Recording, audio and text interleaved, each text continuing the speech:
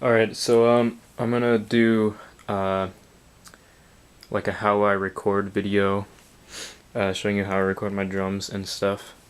So I'm probably gonna break this into two parts. Part one's gonna be just equipment, like what plugs into what mixer does what, and all that stuff.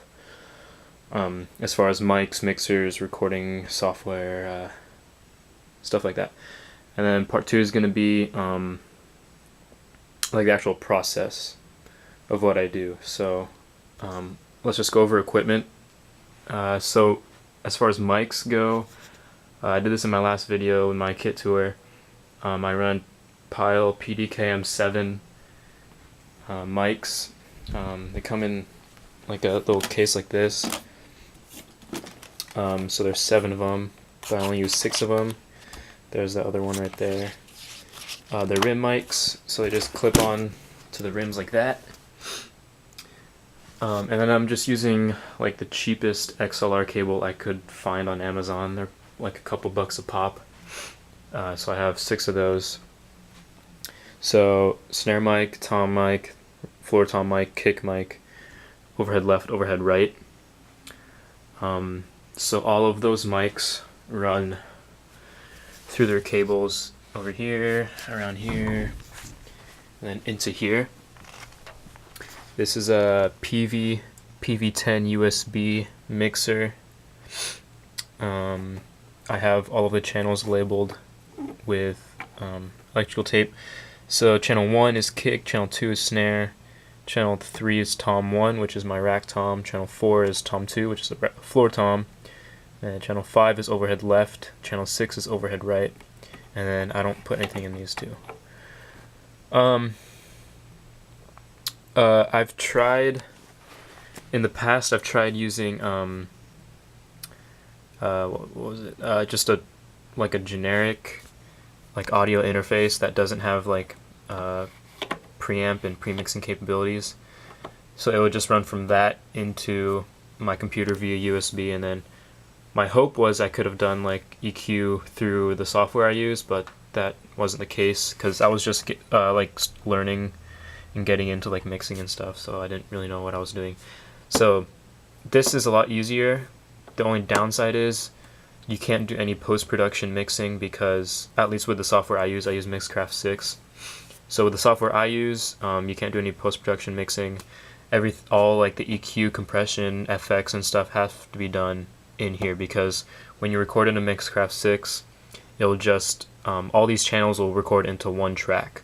So you can't isolate tracks to their corresponding channel and drum and then EQ there. So you know, there are goods and bads to this type of mixer, but for me it's easier this way.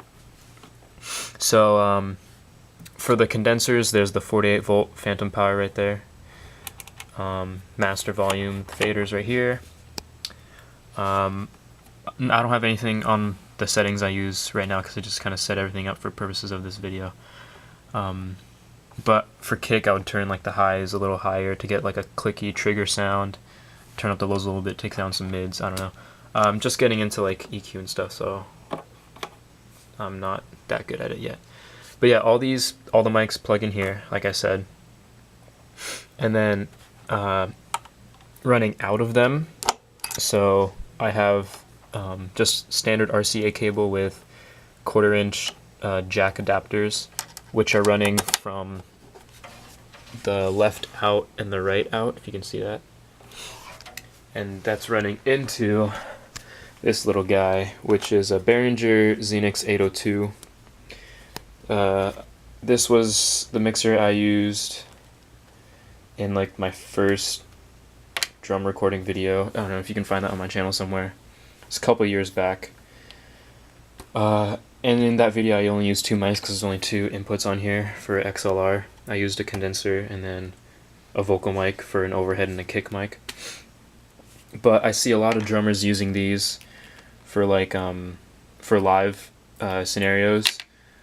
So what they'll have their mics run into this. So all of my drum microphones are running into that, and they're going through this cable, the RCA, into here. and right here into this channel, right here. And then I have my iPod here, and you put your music from your iPod or device or whatever into another channel through here. This is a cable. It's like an RCA cable, 1/4 inch, and then it comes out at auxiliary, so you can plug a device in there. So in this mixer I have my drum microphone, so I can hear my drums, and then music. And then I just have in the phone's jack a 1/4 inch adapter with auxiliary extension cord, and those run here. And then it's like a 20-foot long cord, so I had to like bundle it up. And then I just plug my monitors into that, and which come out right here. So control the volume, headphones right here, and then control the volume for the music here and the drums here.